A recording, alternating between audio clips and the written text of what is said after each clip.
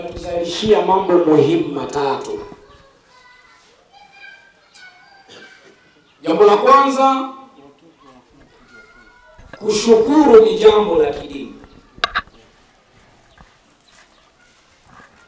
Lakini jambo la pili, kwa ahadi ya Mwenyezi Mungu Subhanahu wa Ta'ala, ukijilea kwenye mazingira ya kushukuru, Mungu ahadi yake ni kukuzidishia neema aliyokupa. La in shakartum la azidannakum. Lakini jambo la tatu, kupitia kushukuru kutatufanya tukumbuke na kuheshimu neema za Mwenyezi Mungu Subhanahu wa Ta'ala alizotuneemesha kwenye maisha yetu. Katika hatari kubwa ndugu zangu, au sifa mbaya na tabia mbaya waliojipambanayo Banu Israili, Mayahudi, sifa ambayo ikamfanya Mwenyezi Mungu Subhanahu wa Ta'ala ile heshima ya mamlaka ya mbinguni au heshima aliyokuwa amewapatia Banu Israili, kwa kule tu kukosa kufikiria neema za Mwenyezi Mungu Subhanahu wa Ta'ala, Mungu akawanyang'anya mamlaka ya mbinguni, akawabadilishia na kuwapa ummati Muhammadin sallallahu alayhi wa alihi wasallam. Na hili amelisema mwenyewe ndani ya Qur'ani. Mwenyezi Mungu akasema, ya bani Israil udhkuru ni'mati allati an'amtu alaykum fashgadi yani wa anni faddaltukum ala alalamin.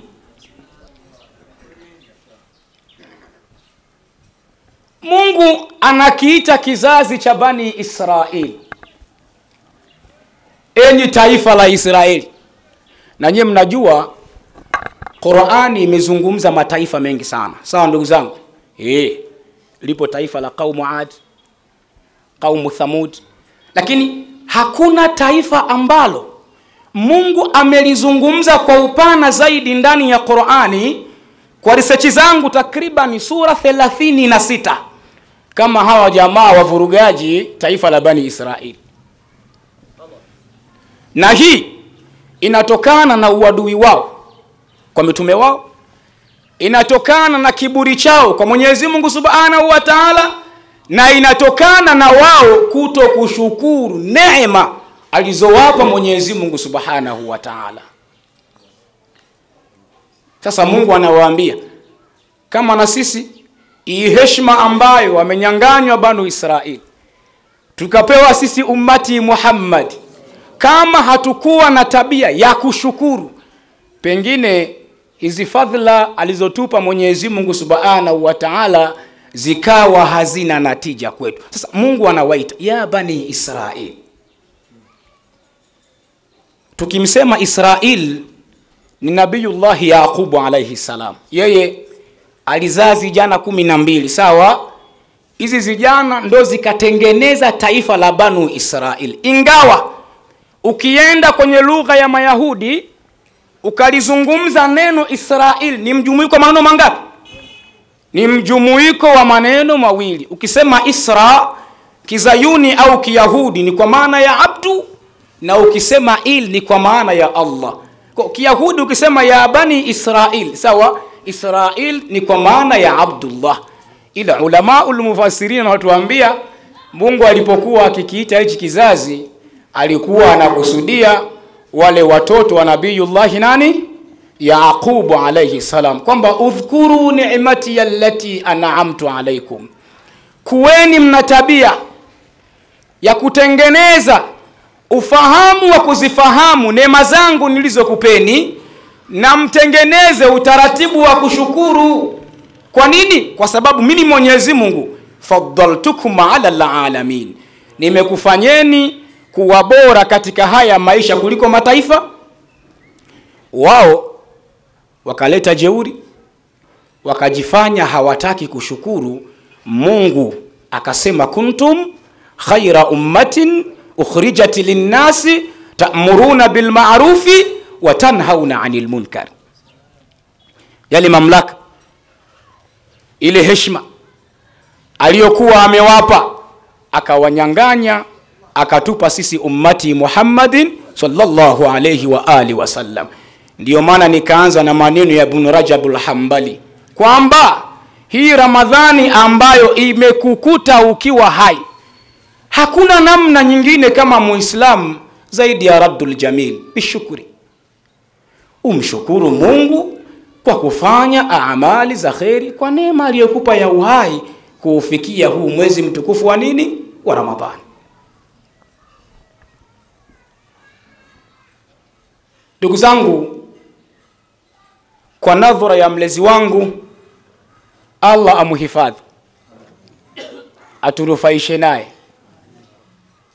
Na kiukweli kama alivyosema, habari za kutafsiri Qur'ani zina njia zake, na sisi bado tunatembelea baraka zao na nafahati zao ili tuweze kufika. Mimi nafikiri kila mmoja atambua leo ni tarehe ngapi katika mwezi wa Ramadhani. Sisi tunaelewana vizuri? Leo tarehe ngapi? 19 ya mwezi mtukufu wa Ramadhani. Tarehe ambayo kama alivyonukuu As-Sayyid Ja'farul Hilli rahimahullah kwamba inapofika tarehe 19 kama hii ya leo, umma mzima wa ummati Muhammad katika dini ya Uislamu huwa wanavaa mavazi ya majonzi. Na hii ndio nukta yangu ya leo. Kwa nini tarehe 19 ya mwezi wa Ramadhani umma wa Kiislamu, ummati Muhammad, uvalishwe nguo za majonzi? Kwa nini? Khallu balakum yammi yani hatta untikum alhal an hadhihi alqadiyya. Sawa? Zipo sababu nyingi,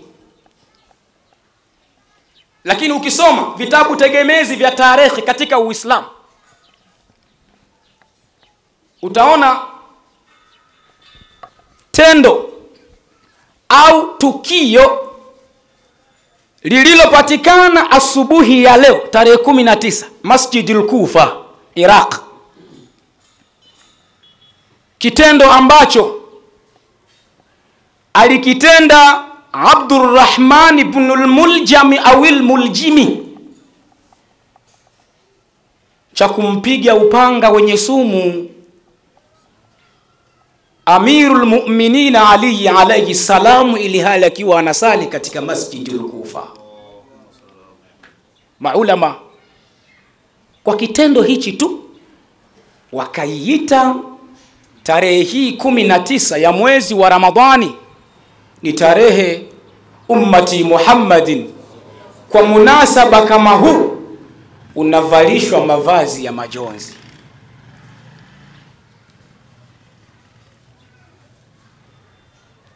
Pengine mwingine akauliza kwa sababu desturi ya mwanadamu katika maumbile yake, hasa kwa wale ambao wanaofuatilia ilmu ya mantiki vizuri, utaona huwa anapofikishiwa habari ya mambo basi akili yake huwa inatafakari, kwa nini hili jambo limekuja? Pengine mtu mwingine akauliza, sasa kwa nini kupitia munasaba kama huu wa majonzi tumzungumzie al-Imamu Ali alayhi salam? Kwa nini? Sababu zipo nyingi, lakini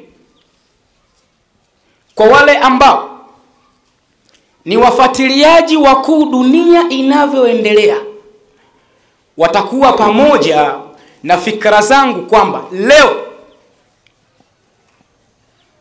katika moja ya harakati kubwa na mikakati walionayo aadaul muslimin, tukianzana na Mayahudi pamoja na vibaraka wao, harakati zao ni kufanya mageuzi kwa kuwaondolea ummati Muhammadin kufahamu na kujua historia za tamaduni zao na matukio yao. Narudia tena, katika harakati walizonazo a'daul muslimin, tukianzana na Mayahudi pamoja na nani na vibaraka vyao, harakati walionayo leo ni kuhakikisha, sawa ndugu zangu, wanafanya mapinduzi kwa ummati Muhammadi kwa kuwaondolea ufahamu katika kufahamu historia na matukio yao. Ndio leo utasikia maulidi haifai. Sisi tunaelewana vizuri? Unaambiwa maulidi haifai, na hata ukifanya maulidi ni bora uzini. Ni mpango wa nani? Wa Mayahudi. Na ukimwona mtu anashadadia ujue ni kibaraka wake. Kwa sababu haiwezekani leo utamkuta mzungu ukifikia wakati fulani, sawa ndugu zangu, anaweza kufunga safari na familia yake nzima. Kinachomleta hapa Tanzania eti anakuja kufanya tafiti ya soko yanakulaje gombe. Lakini wewe ambaye uko nyuma ya bendera ya Bwana Mtume Muhammad, leo eti ukikusanyika ukaja maeneo kama haya kusikia historia, unaambiwaje? Mubtadi, mushrik, munharifu, khurafu, mubtadi mkubwa, wewe mujasi, basi maneno mengi. Ila mzungu akija kujua gombe hapa na baadaye anakutungia kitabu, tena yawezekana akakutungia kitabu na usifahamu vizuri, hiyo inakuwa haina maana yake. Usihangaike, ni mfumo wanaouandaa Mayahudi wakiamini kama nyie Waislamu mtajua historia ya Uislamu wenu na mkajua matukio yanayotokea katika Uislamu wenu, itakuwa ni chachu ya nyie kuandaa kizazi bora kitakachokuja kuufahamu Uislamu na kuutetea ummati Muhammadin sallallahu alayhi wa alihi wasallam.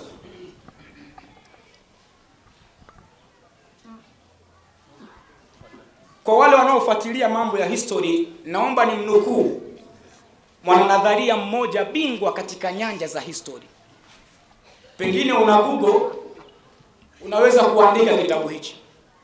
Anaitwa Dr. Al-Raghib As-Sarjani.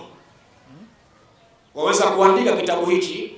Ana kitabu chake amekiita Qissatu Dawlati Uthmaniyata minan nash'ati ila sukuti.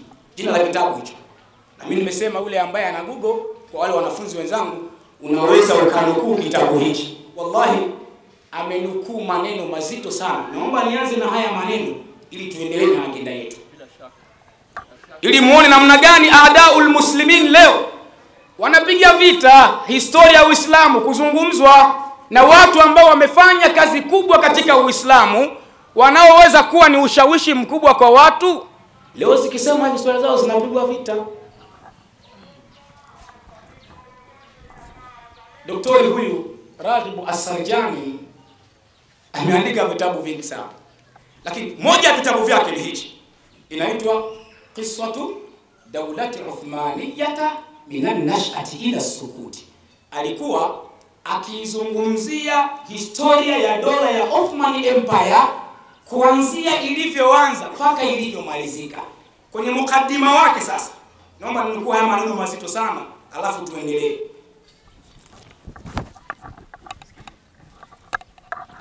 Kwenye mukaddima wake asema, ila qusuri al-ummati al-islamiyyati fi dirasati ilmi at-tarikh bishaklin 'am wa bishaklin khas, wala ajibu shikati anna mu'dham al-umami tafahamu hadhihi al-ahamiyya lit-tarikh wa tunfiqu alayhi amwalan ghazira.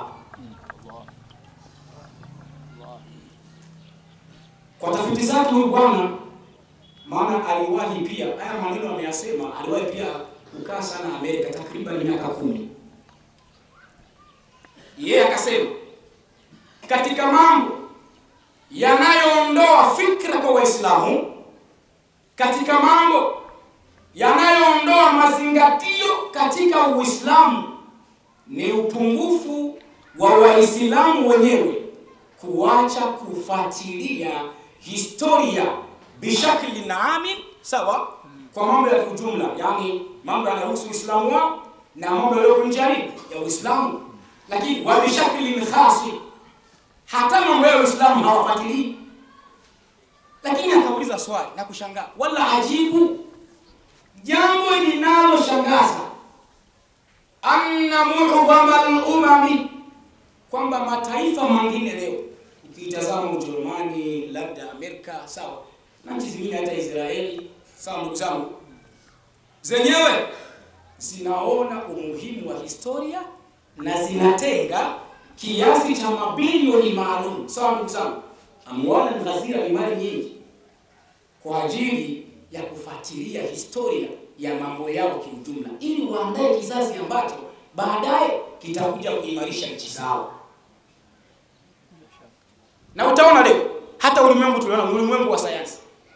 Pengine leo sisi kama Waislamu tunaweza tukamuandaa kijana kwa sababu tunahitajia historia, sawa ndugu zangu.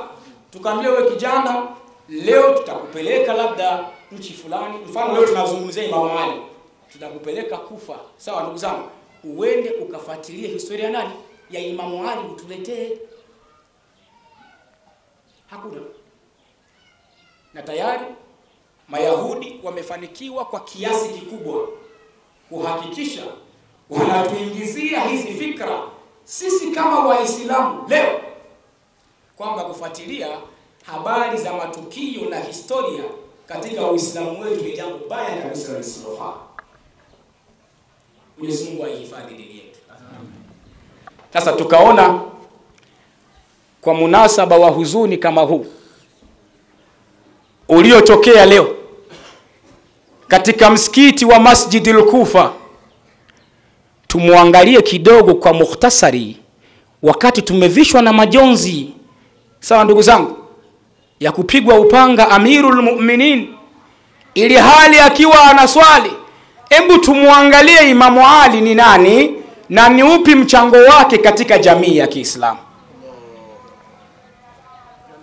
Na hii ndio tabia nzuri.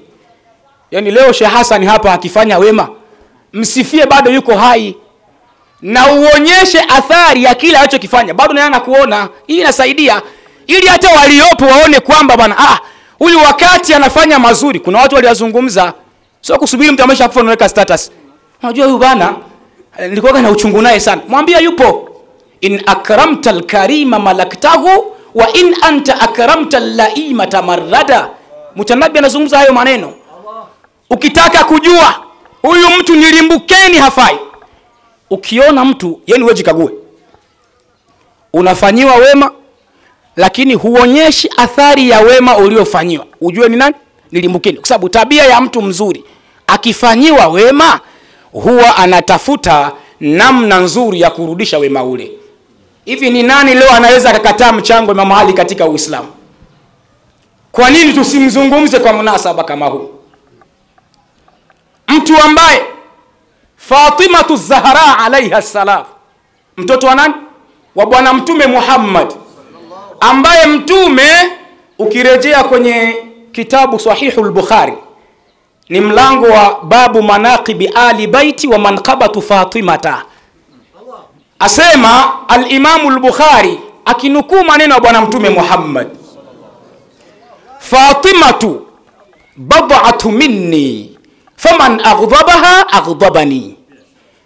Lakini ukisoma katika al-Mustadrakul Hakim naye amerawi hadithi, ingawa zipo pokezi nyingi sana za wanazo, naye akasema innama, yeye anaanza na innama Fatimatun bad'atu minni fashigadi, yani faman adhaha faqad adhan. Huyu ni mko Imam Ali alayhi salam, kwamba Fatima ni sehemu mimi ya mwili wangu, Fatima ni sehemu yangu mimi, yale yanayomuudhi Fatima alayhi salam yananiudhi mimi mtume wenu Muhammadin sallallahu alayhi wa alihi wasallam. Huyu Fatima ni mke wa nani?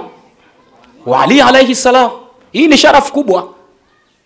Hata yale masharti ya kuoa, si alisema mtume na nasabu imo, unaenda kuoa nasabu gani? Lakini huyu ambaye katuvisha nguo ya majonzi leo ndio baba yake na al-Imam al-Hasan wal-Imam al-Hussein. Al-Imam Ahmad ibn Hanbal katika musnad yake anarayu hadithi sahihi, anasema Al-Hasan wal Hussein sayyida shababi ahli al-janna. La ilaha illa Allah. Kama kuna vijana watakaokuwa ni mabwana peponi, basi ni Hasan na Hussein, na peponi hakuna mzee. Lakini huyu tunayemzungumza leo aliyotuvisha vazi la majonzi ndiyo mtu ambaye amepata bahati ya kuchaguliwa na Mwenyezi Mungu kudumu kizazi cha Bwana Mtume Muhammad kunapitia kwake. Hata wa masharifu mnao waona leo, masharifu hawa kina Albidhi, kina Sheikh Bakari hawa na wengine ambao koo lao ni la Mtume, kuendelea kwao koo lao kimedumu kupitia kwa nani? Kwa Sayyiduna Ali alayhi salam. Ni sharafu kubwa hii.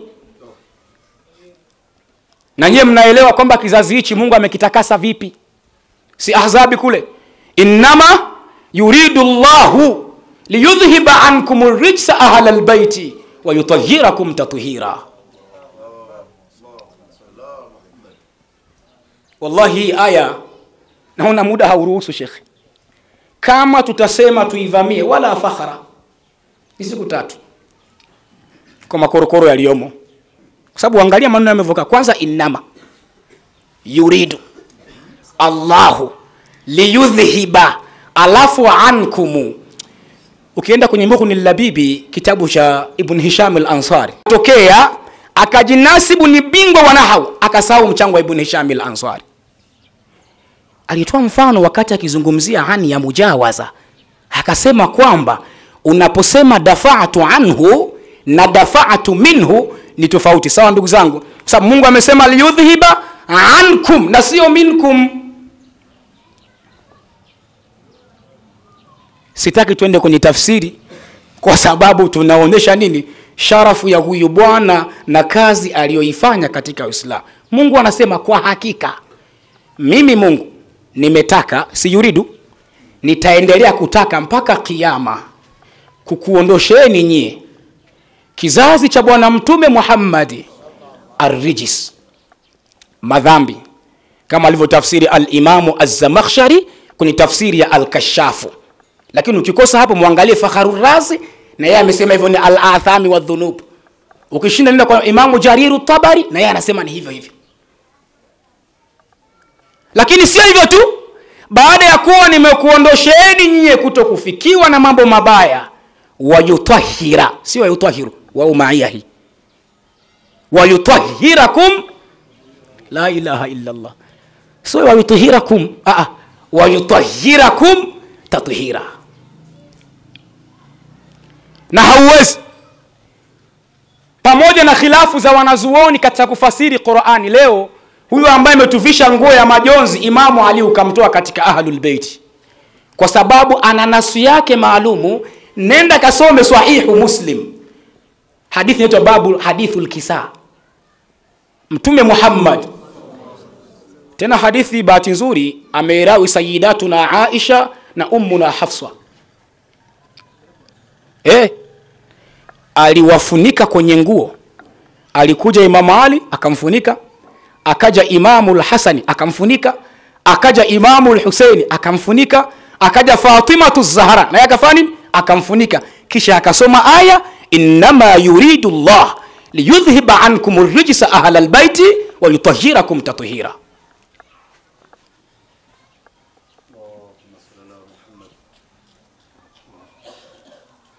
Huyu ni sehemu ya nini? Ya sharafu ambayo amepewa kwa yeye kutuvisha leo vazi la majonzi. Ni mnukuu kwa kasida yake maarufu sana al-Ustadhi ar-Rahil Muhammad ibn Sharif Said al-Bidh. Huwa anapenda sana tunasomeshwa na mashaikh zetu. Ilahi bihaqqi khamsatin wa bihaqqi ahli al-kisa undhuru ilaina.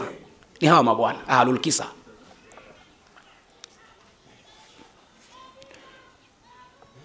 Na aliwahi kusema Imamu na Shafi rahmatullahi alayhi, sawa, hubbu ahli albayti fardun indana wa bihadha alhubbi la nakhsha almihan kullu man kana muhibban lahum yadkhulu aljannata min ghairi hazan. Ingawa riwaya nyingine inasema sawa, ya ala baiti rasulillahi hubbukum fardun min Allahi fil Qur'ani anzalahu yakfikum min fakhri al-azim annakum la salata liman lam yusalli alaykum. Haya maneno siyasemi mimi Hasani Madua, anayasema bahrul ulumi wa baqirul ulumi Imamuna Shafi rahmatullahi alayhi. Na pengine kama siyo elimu ya Imamu Ali alayhi salam, wallahi nakwambieni leo kwa fikra aliyokuwa nayo Imamu Ali katika maisha yake, tusingempata hodari ambaye inatakiwa aendelee kupongezwa katika nchi ya Iran, aliyefanya mapinduzi makubwa wakati wa utawala wa Shah Ruhullah Imamul Khomeini, wa kuhakikisha kwamba dola ya udhalimu anaiondoa na kuhakikisha anafanya thaura kubwa. Leo kupitia Imamul Khomeini kwa fikra za Imamu Ali tumempata Ayatullah Sayyidil Khamenei ambaye ni msaada mkubwa wa ardhi ya Waislamu Gaza. Ni elimu ya Imamu Ali. Na nyinyi ni mashahidi, pengine mnajua kwa sababu hawa Hizbullah mnaowaona waliokuwa wakiongozwa na As-Sayyid Hassan Nasrullah, sawa ndugu zangu, wallahi msaada wao mkubwa wanaotoa wapi? Irani. Hata wale wa Yaman Ansarullah al-Houthiyuna, sawa ndugu zangu, ideolojia yao kubwa wanaitoa Irani. Ni fikra za Imamu Ali. Huyu ambaye amepigwa upanga leo katika Masjidul Kufa ndiyo ambaye alikuwa ni shujaa wa Bwana Mtume Muhammad katika vita. Rejea zitabu za tarikhi, kasome Ghazwatu Khandaq, inanikumbusha historia ya Amr ibn Abd Wuddi katika vita vya Khandaq. Yule bwana alikuwa ana uwezo wa kuua watu kama kumbikumbi. Yaani ana uwezo akipanda farasi hivi akawa anaenda anaua watu. Sheikh ni hatari. Ni mtu ambaye kufikia unaogopa kwa ujasiri wake na kwa uwezo wake na nguvu alizokuwa nazo. Wakati amevuka yale mahandaki, anafika mbele ya Bwana Mtume Muhammad, anafika mbele na maswahaba kwenye ile vita. Amr ibn Abd Wuddi anamwambia Mtume na maswahaba zake, sasa nyesi mna imani? Mna imani kubwa ambaye yuko tayari ni mtangulizi akhira aje hapa. Anatisha. Hakuna yoyote aliyosema isipokuwa Ali alayhi salam. Anamwambia ya Rasulullah, ana ya Rasulullah, mimi nitapambana naye. Ali mdogo wake Mtume, sawa ndugu zangu. Mtume anamwambia ya Ali, innahu amru. Kaka usiende mzee, utapotea jamaa cheleweshagi. Ali anamwambia Mtume innahu amrun wa ana Ali. Sinaelewana vizuri? Yeye ni Amru na mimi ni Ali. Ya Rasulullah, naomba unipe ruhusa niende nikapambane naye. Rasulullah sallallahu alaihi wa alihi wasallama anavua kiremba chake, anamfunga Imamu Ali alayhi salam, huku anamuombea dua karamallahu waja. Anamuombea dua, ambia ya Ali nenda. Ile dua mtamfuata shekhe, maana ina asrari kubwa. Mtamfuata shekhe, sija tutoagi dua mbele za mashekhe. Mtamfuata shekhe anawapa. Kuna dua aliomba. Lazima utembelee mashekhe. Sawa ndugu zangu, kuna dua aliomba.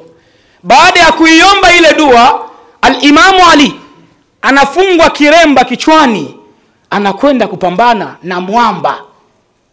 Yeye alikuwa anaupiga mwingi kama Pakome. Anaua kweli. Basi ngoja ni balance kama ahua, maana naona kuna tofauti kidogo hapo. Si baadaye mkanishika mashati. Alikuwa anaua kweli sawa sawa, yani anaua kweli. Ali ibn Abi Talib kwa dua ya Bwana Mtume Muhammad, muda mchache tu kata kichwa cha Amr ibn Abd Wuddi, biashara imekwisha. Ambia Mtume nimemaliza kazi yangu. Ujasiri mkubwa. Lakini hata kwenye vita vya Khaibar, zile ngome za Mayahudi baada ya kuwa zimeshindikana kuvunjwa, Mtume Muhammad, hadithi maarufu hii, anasemaje? La u'tiyanna ar-rayata ghadan rajulan yuhibbu Allah wa rasula wa yuhibbanihi wa yaftahu Allah alayhi biyadayhima. Tayari wanaona sasa, mbona imeshindikana hizi ngome za Mayahudi katika vita vya Khaibar, tumtumie nani? Mtume anawaambia maswahaba, la u'tiyanna, la ilaha illa Allah. Angalia hii ibara hii, la u'tiyanna, taukidi hii lamu ni taukidi na nuni ya taukidi thaqila pia ni taukidi. Lillaka ya akhi. Naam. Naam. La u'tiyanna arrayata ghadan rajulan, la ilaha illa Allah. Na mtume akusema arrajula, rajulan, akionyesha ihtishaman wa ishtiraf kwa huyu mtu. Kesho nitampa bendera mtu ambaye yuhibbu Allah wa rasula, anampenda Mwenyezi Mungu na mtume, wa yuhibbanihi, na Mungu na mtume wanampenda mtu huyo. Kila sahaba alikuwa anajipitisha kama vile Sheikh leo ahidi. Sasa majua ni aje kesho bwana, katika wanafunzi atakaye hapa nitampa 2,000,000. Uone mzee kama watu hawalali hapa. Kwanza mimi ndio kwanza kumniga, sheni tumalizane hapa hapa. Kabla hujaenda kwa wengine, anzia kwangu. Kwa sababu ni pepo hii. Ni ithibati ya mtume. Yaani mtume anathibitisha kwamba huyu mtu yeye mwenyewe Mungu na mtume wanafanya nini? Wanampenda. Alafu na yeye anawapenda. Sheikh, sio sharafu ndogo hii. Kesho bendera ya kufanya fathu kwenye ngome za Mayahudi wa Khaibar anapewa al-Imamu Ali alayhi salam. Na kweli Mwenyezi Mungu Subhanahu wa Ta'ala akafanya fathu ya kuikomboa Khaibar kupitia yeye. Sio mtu mdogo ndugu zangu. Haya nimeyasema kuonyesha kwamba hii tarehe ya leo, sawa ndugu zangu, hichi ambacho kimemkuta huyu bwana al-Imamu Ali alayhi salam katika tarehe ya leo 19, kupigwa upanga wenye sumu katikati ya kichwa. Na ukisoma ulama utarikhi ndugu zangu, yani yule bwana baada ya kuwa ameingia Masjid al-Kufa, mimi nimefika pale Masjid al-Kufa, kwa nyuma ipo makamu ya Nabii Allah Nuh alayhi salam, lakini kwa mbele pale kwenye mimbari ya Ali alayhi salam wamejengea kubwa sana. Na ukifika sasa, yalla ya Zaid taal shona anta min wayn anta jita zaira amla yalla ma kun Allah yukhallik Allah yafadhik. Wanapenda hizo. Ukifika tu pale mimbari, wallahi unaona sharafu ya imani na kuongezekea. Nimefika sio mara moja wala mara mbili. Tumelelewa nao wazee wetu kuzuru makaburi. Yule bwana baada ya kuwa Abdurrahman ibn al-Muljami au al-Muljimi kampiga upanga Imamu Ali alfajiri ya leo, ule upanga ulikuwa unasumu ukamuingia kisawasawa mpaka athari ya ubongo ukaanza kuonekana. Sikia maneno ya watu wema. Leo unaweza ukawa unasaisha tu hapa, mtu akaja na upanga anaunoa, asikukate tu, anaunoa tu shwa. Wazee tuheshimiane. Lazima wazee mtu heshimiane kwanza. Kuna mambo gani tena? Nawezekana ukakimbia. Yuko mzee mmoja aliingia msikitini na upanga unang'aa mkali hivi. Akaingia msikitini akafika na mchomoa muumini mmoja. Akaondoka naye. Alafu alivyorudi akarudi upanga una damu. Kuna nini tena? Mbona ameenda na upanga una damu? Huyu jamaa sije kuwa anawachinja watu huyu. Jamaa, nafuatia ni mimi? Nafuatia ni mimi. Njoo. Akaondoka na wapili. Alivyorudi mara ya tatu akafika na hivi nye kuna Muislamu humu. Wallahi waamini tutasema Muislamu ni imamu. Sasa imamu baada ya kuona panga lina damu, ambia wazee, yani mimi nimesalisha jana, nimeshakuwa imamu. Acheni kunisalitisha bana, acheni kunisalitisha. Na ndio panga hauna sumu. Kumbe maskini ya Mungu, lengo la ule mzee alikuwa anachukua muumini mmoja akamchinjie mbuzi. Uoga kapanga Imamu Ali, na tumesema yani ulikuwa ukiangalia kichwa cha Imamu Ali ukisoma kwenye tarikhi ubongo unaanza kuonekana. Maneno ya Imamu Ali anasema fustu wa rabbul Kaaba. Fustu wa rabbul Kaaba. Hakuzidisha maneno mengine. Anachukuliwa Imamu Ali kutoka Masjidul Kufa kwenda nyumbani kwa Imamu Ali. Sawa ndugu zangu, ni kama dakika 5 tu. Kwa sababu nyumbani kwa Imamu Ali mule ndani ndio kuna kisima tumekunywa yale maji, alafu kwa pembeni yake kidogo ndio kuna nyumba na ndio kuna mahala alipooshwa. Ingawa ukienda sehemu alipozikwa, kwa sababu tayari sasa hivi kutokana na maendeleo ya nyakati za nchi na dola, wakati utawala unabadilika, sasa hivi tayari Kufa iko ndani ya mkoa wa An-Najaf al-Ashraf. Kwa utaona Ali amezikwa hapa, pembeni yuko Nuh na Saleh alayhi salam. Wakamchukua Imamu Ali, watoto zake na waumini, wanampeleka nyumbani, tayari kichwa chake kinachirizika damu, sumu zinazidi kumtafuna. Anafika amelala, anaitwa daktari bingwa kuja kumwangalia. Zamani walikuwa wakitaka kupima mambo, walikuwa wanatumia utumbo wa kondoo. Nafikiri kwa wale wazee wenye makamu kama wanafuatilia watakuwa wanajua. Ule daktari anafika, anauchukua ule utumbo wa kondoo, anaingiza kwenye kichwa cha Ali alayhi salam. Wallahi anautoa ule utumbo, umeambatana na chembe chembe za ubongo. Yule daktari akasema hapa hatoboi, tungoa tu nimwambie tu ukweli bwana. Japokuwa ni imamu wetu. Anamwambia, ya Abul Hasan Ausi,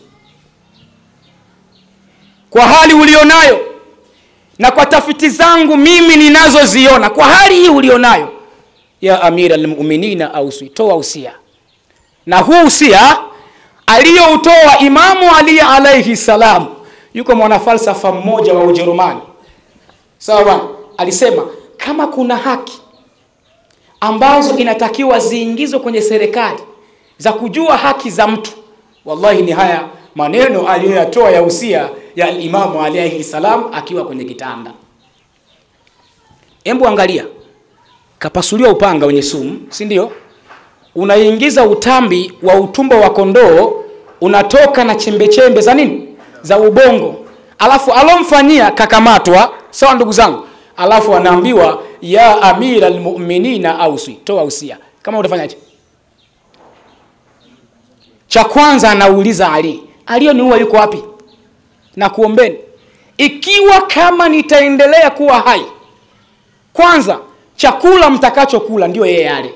Hebu fikiria, hii ni imani ya hali ya juu sana. Mtu amekupiga upanga, inawezekana usimseme. Kuna mtu mwingine ananongwa mpaka kifua kinauma, tena kutukanwa tu. Yaani kaka, pita nipite miaka 10,000, kaka ni dini hiyo? La ilaha illa Allah. Sawa ndugu zangu, lakini Imamu Ali anaambia kile mtakachokula ndio na yeye ale. Na wala msimfunge kwa minyororo mkamuua kwa kumhadhiri. Ikiwa kama nitaendelea kuwa hai mimi, basi hukumu yake nitaitoa mimi mwenyewe. Na kama nitakufa, muueni, msimkate kiungo kimoja kimoja.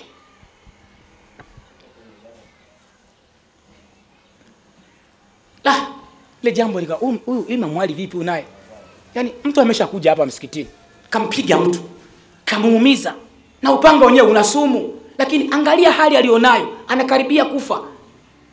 Hana habari na huyu mtu, anasema bwana, mwacheni. Jamani, sisi tunaweza.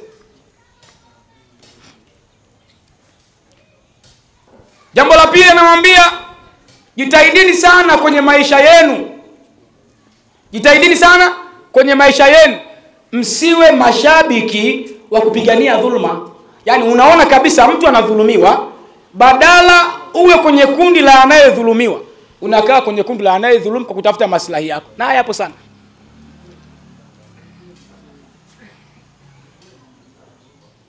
Yaani unaona dhulma inafanyika na wewe tayari una uwezo wa kusaidia, lakini kwa sababu amedhulumu ni jamaa yako, basi unaona ngoja nikae kwa nani? Kwenye nguvu. Mama anaambia watu zake na waumini, jitahidini msiwe mashabiki wa kukaa mahala pa watu wanapodhulumiwa. Nyie mwe ni wagomvi na wale watu wanaodhulumu. Usia wa mwisho, na ndio atakuwa maneno yangu ya mwisho, kwa sababu ni lazima shekhi aseme kidogo na sisi tunaaridhi hapa. Anawaambia, dumuni na swala na kusoma Qur'ani, wattaqullah wa nadhimu umurakum. Fanyeni mambo yenu kwa kuyapanga. Kwa siku hii ya leo ni siku ya huzuni sana kwa ummati Muhammad, 19 Ramadhani, kwa kupigwa upanga khalifa wetu na Amirul Mu'minin, maumivu ambayo yalimpelekea akakaa siku 2, na tarehe 21 ya huu mwezi wa Ramadhani mwaka wa 40 Hijiria ikawa ni safari yake ya kuaga dunia kwenda kwa Allah Subhanahu wa Ta'ala. Hayo ndugu zangu ndio maneno yangu. Nilitaka leo tukumbushane inshallah, na ni vizuri kama walivyotusomesha hawa mashehe yetu, wadhakiruhum bi ayyamillah. Yakitokea matukio makubwa kwenye Uislamu, basi ni lazima yazungumzwe ili watu wajue nafasi za watu. Sawa ndugu zangu? Na tujenge tabia hizo. Mtu akifanya mazuri, sawa bwana. Yaani pengine hata kama wewe umekorofishana naye kwenye maisha, basi yale mazuri yake yaseme. Ndio binadamu. Ndio nini? Ndio binadamu. Lakini kama utakuwa hauna tabia ya kuzungumza matukio na mazuri ya watu, wallahi pengine mafanikio yako yatakuwa ni mbali sana. Sasa ndugu zangu vizuri? Na mwisho nikupongeze mlezi wangu na shekhi wangu Sheikh Hassan, na kushukuru pamoja na udhaifu wangu, na sisi bado tuna safari ndefu ya kielimu, kuona kwamba na mimi naweza nikakaa hapa mbele yako na mbele ya wazee wangu hawa na hadhara tukufu kama hii. Wallahi naweza nikasema chochote. Mimi naamini haya nimeyasema, shekhi, ni yako ulotusomesha. Hali ambayo tumekosea, basi mtuombee dua. Haya mimi ndio maneno yangu. Tuyatumieni masiku yalobakia vizuri kufanya amali za khairi ili tuweze kupata malengo ya mwezi mtukufu wa Ramadhani. Wa sallallahu wa baraka ala sayyidina Muhammad wa ala alihi tayyibin at-tahirin wa ashabihi al-muntajabin walhamdulillahi rabbil alamin.